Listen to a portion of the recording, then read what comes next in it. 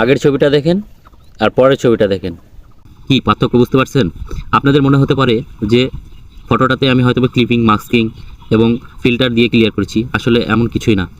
আপনিও ইচ্ছা করলে একটা ক্লিকেই এই ছবিটার মতন সব কিছু ক্লিয়ার করে ফেলতে পারেন। অর্থাৎ আপনি একটা অ্যাপস ব্যবহার করে আর একটা ছবি ব্যবহার করে আপনার পুরাতন ছবি থেকে নতুন ছবি বা ছবি থেকে একদম পরিষ্কার ছবি তৈরি করতে পারেন।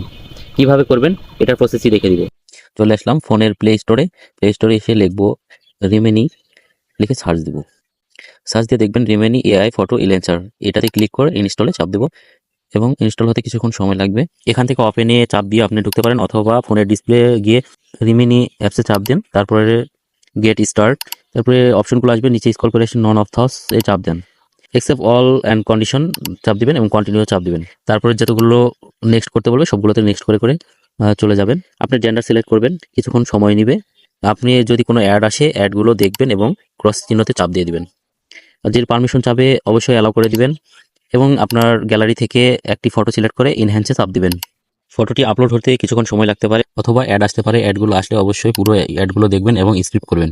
শুধু এ পাশ থেকে ও পাশে টান দিয়ে ক্লিয়ার করে ফেলবেন আর উপরে এই সেভ অপশনে চাপ দিয়ে সেভ করবেন। আর এরকম সুন্দর সুন্দর ইম্পর্টেন্ট টিক এবং টেক রিলেটেড ভিডিও পেতে আমাকে অবশ্যই ফলো দিতে ভুলবেন না।